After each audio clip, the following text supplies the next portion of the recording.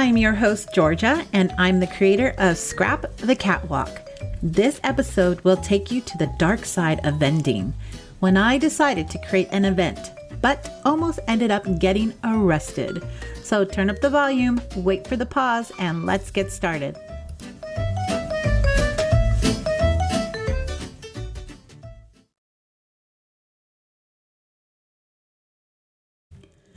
I have to begin with a disclaimer. This podcast was made strictly for entertainment purposes only. Nothing in this podcast should be considered factual. This story is based on true events and contains dramatizations and examples that may have been altered for dramatic purposes. The names have been changed to protect those involved.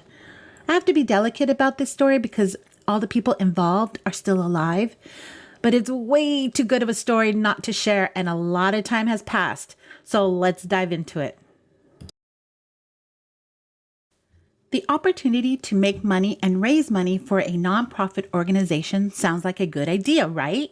Well, it was, and I was excited about this opportunity. So about 6 years ago, I partnered up with two people to set up this event. Now, if you never heard of a nickel toss, let me give you a brief overview.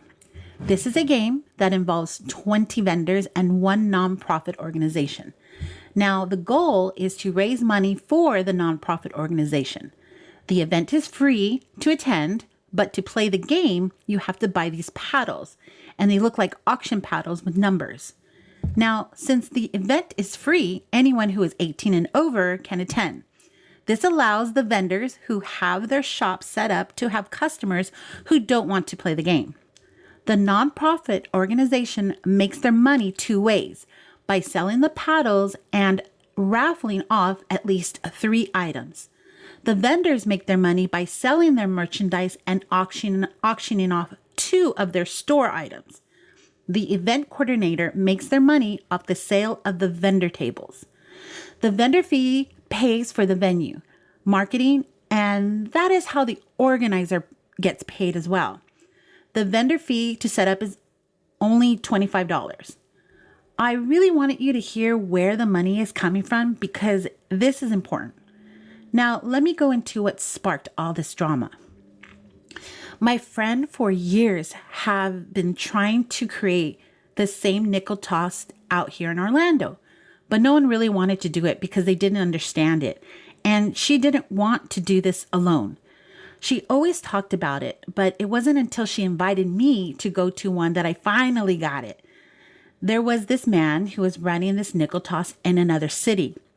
My friend, let's call her Emma, and this guy, let's call him Caesar. Emma knew the game because she was a vendor for one of the events in the past. So Emma and Caesar knew of each other, but they weren't friends. She was the vendor and he was the organizer. Emma didn't know how to set the game up, so she wanted to approach Caesar and ask him if he would like to set up an event in Orlando. Now, Caesar has apparently been setting up this event for years at this one location. Emma asked him if he would help us set it up in Orlando, and then we would take it over after we felt comfortable enough doing it ourselves. Now, my friend Emma knew him. I was introduced to him. See, we thought we needed him because of the money involved. We were unsure how we can legally do this alone. He wasn't going to charge us. He basically wanted the funds from the couple of shows, from the shows that we would do in the beginning, and then we would move forward alone. Emma found a hall in Orlando that was a nonprofit organization. The deal was to rent out the room for a low cost with the understanding that the sale of food and beverages would go to them. We would be responsible for setting up the room and cleaning it up. The cleaning up included repositioning the room back to the original state, clean the bathrooms, vacuum, and take out the trash. Now, to gather vendors, we contacted some of our vendor friends and asked them to come to a meeting to explain the fundraiser to them and how they would make money. We would show them how it was done.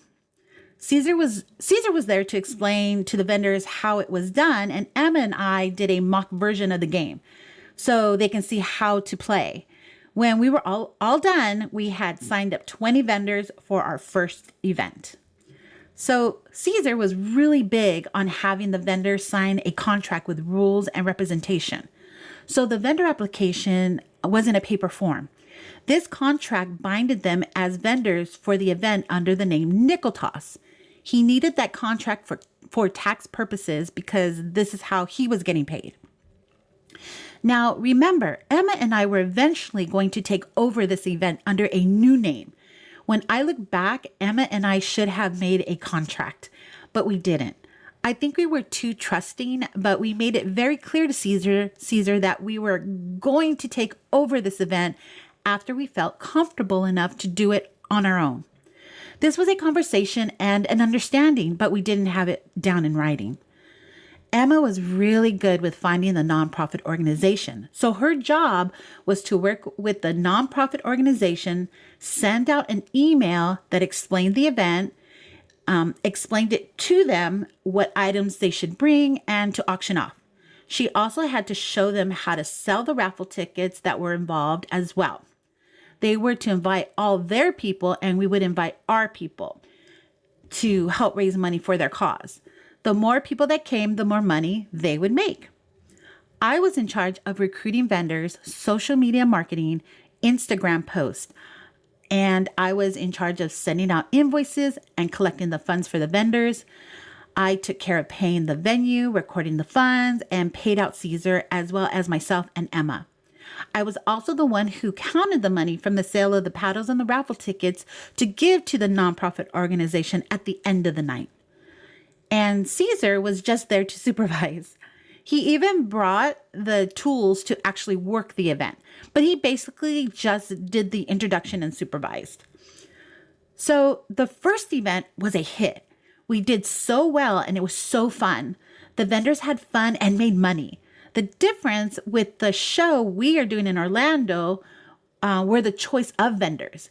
Emma really wanted to focus on businesses that created their own merchandise. So we had a lot of artists at these events. The event that Caesar did included more MLM businesses, but all the vendors paid the same. And the MLMs were excited to recruit new customers, so we had a whole mix of vendors. Caesar would get paid from the vendors, and Emma and I would make money from the sales we made at our table and the auctions. Caesar decided to give us $35 each for helping out. We thought it was fair because we knew eventually we would be taking over after a couple of shows. And it was exhausting. Not only did we have to come in and arrange the room with the tables and chairs, we had to move it all back to the way it was and clean up. He wouldn't do any of that because apparently he had a bad back. He would stick around and talk to everybody, and I digress. Okay, I don't want to go rambling on, but let's move on. So it was a lot. But our biggest goal was to make sure the nonprofit collected enough funds to make it worth their while, and it did. And for Emma, this was her biggest goal. She would get so emotional when the nonprofit organization made a good amount of money for their cause. So after the event, I would give Caesar his part and he would take us to go eat. And then he would give us our piece of the pie of $35 each. Now, we were exhausted after a show, but Emma and I felt obligated to meet after to go over any business. Did I say dinner? I mean appetizers with a coupon. I felt like he was a bit of a narcissist because he was making us care about him, because during the dinners, it was all about his problems. And apparently he was going through a lot of personal issues that we weren't aware of. And we started just, getting an earful, and we weren't very comfortable with it, but we listened. Now, he showed up to 2 shows and then he didn't come anymore. So Emma and I were basically running it ourselves, and we knew it was time to change hands at this point. Emma and I came to the decision that it was time for us to take over the event. We knew exactly what to do, and we were ready to tell him that we were ready. So after the 4th event, we told him that we were ready, and he kept on insisting that we go to dinner, but I said no. We had to sit down and go over the numbers and talk about this.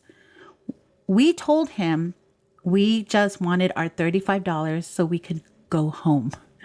He begins to tell us that he doesn't know if he has the money to give us because he is apparently going bankrupt. We left that night with no real resolution because he already hadn't been coming to the event and he was making all this money and not doing anything. I can tell he didn't want to let go, but he was making some serious cash from our event and the one he had already established in his city. Now, the nickel toss is done all over the country. It is done in different ways, but no one owns the rights to this game. And Emma and I made it very clear in the beginning that we were eventually going to do this on our own. But that fell on deaf ears. Honestly, we thought he was doing this out of the goodness of his heart, but we learned really fast that he had other plans. Emma and I decided that it was time to go it alone. So we called him up and told him that we wanted to move forward without him. He thanked him for helping us. We thanked him for helping us, but it was time for us to do it ourselves. He went through a series of emotions on the phone, from shock to sad, then angry. Once he knew that we were not budging, he told us we could not use the vendors because they are under contract with him and his business name Nickel Toss was being used and that we still had his supplies. We told him that this will be the last event with him and that he can come and pick up his supplies.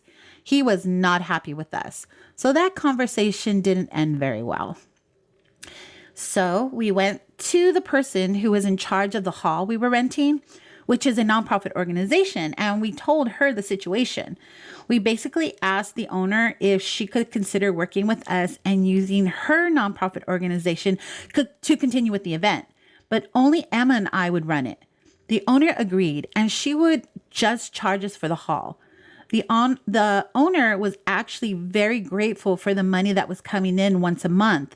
Plus, she never met Caesar since we were the ones setting it up every month and we were the ones who approached her in the beginning. Emma knew exactly what to name the new event. So now we were called Down for the Count, and we had all the vendors move forward to fill a new electronic contract under the new name. Now, if you are still listening, this is where the really crazy begins. We created our own tools out of our own money and started to promote under the new name. We did the event once a month, so we would meet with the owner to secure the dates. We always had a good relationship with the people there, so it was easy to start fresh. I packed up the tools that Caesar had to use, that had us use, and the one binder he gave us to hold the contracts. But I transferred all the paper files electronically, so all those contracts were not in a paper form.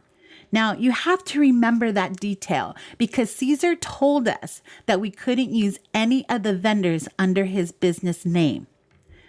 We did the last show coming up under his business name and sent him all those funds.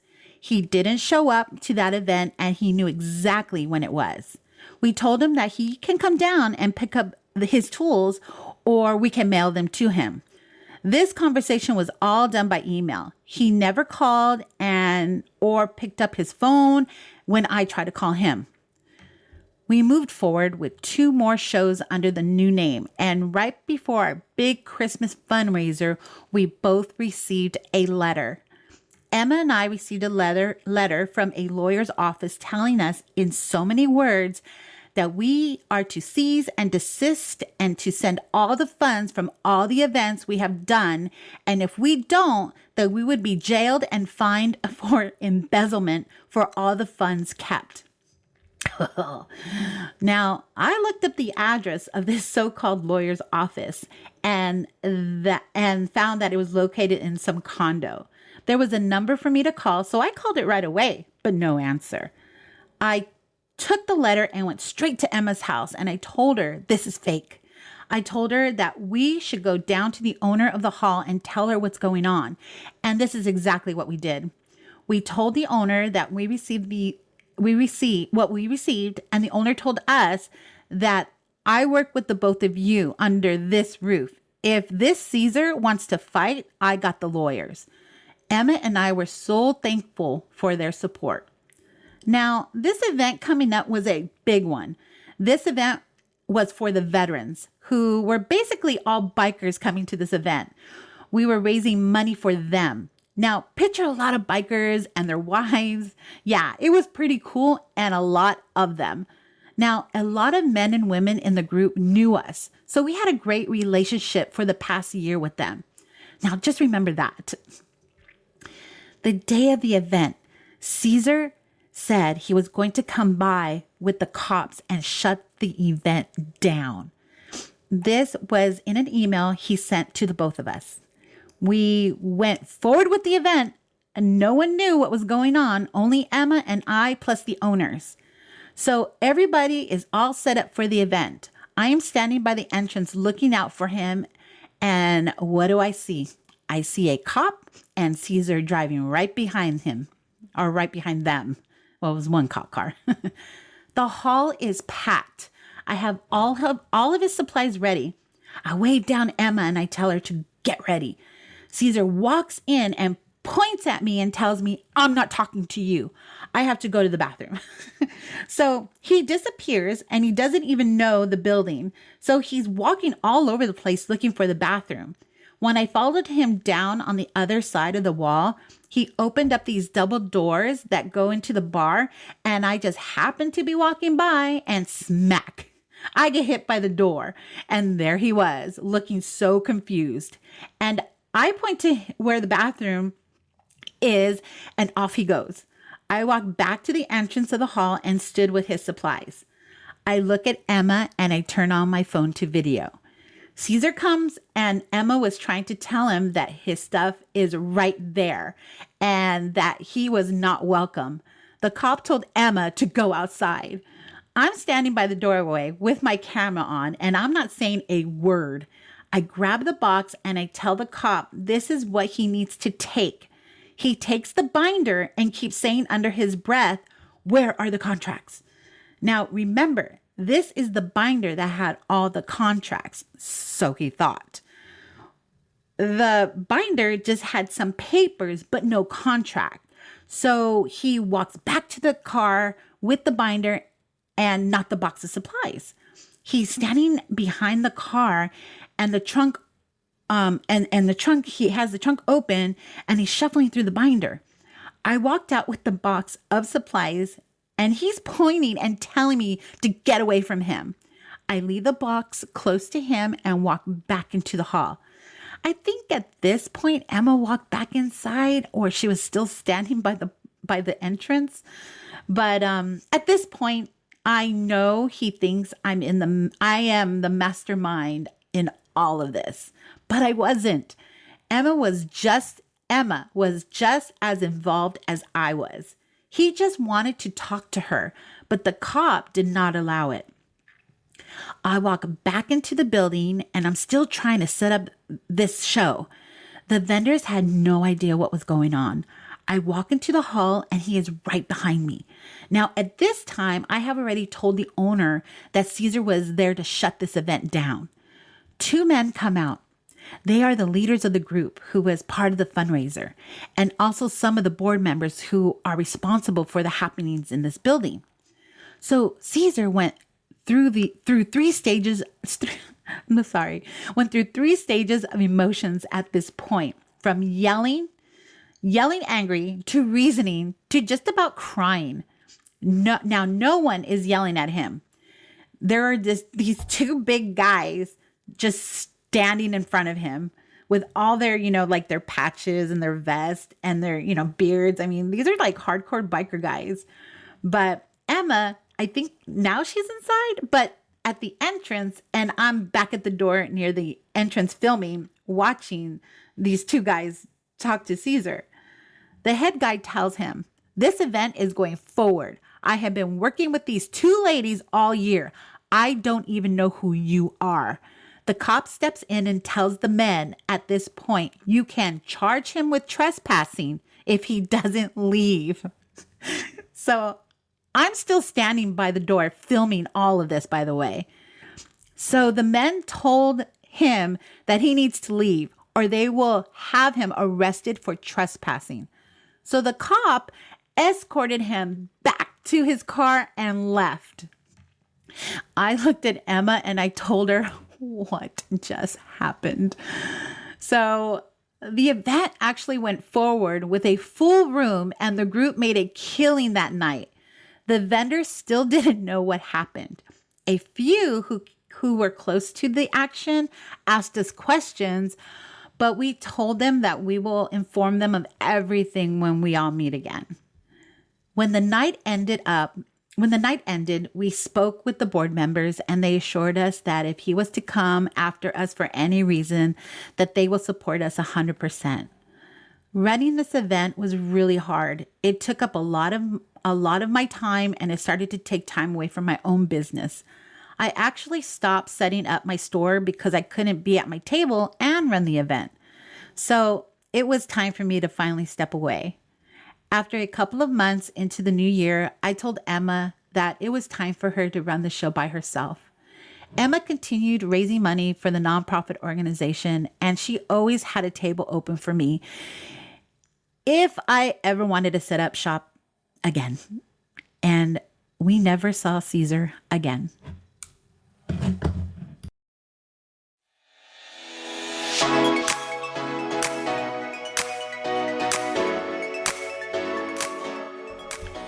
I just want to remind my listeners that I have been vending for a long time and I have pretty much stayed out of trouble. I still stumble time to time, but I'm still out there and selling my designs. Now, will I ever create an event? No, I am fine taking my shop to all the shows out there and setting up shop. So go out and support your local artists. I know I love the customers who seek me out at my regular shows, and I love seeing my fellow vendors as well.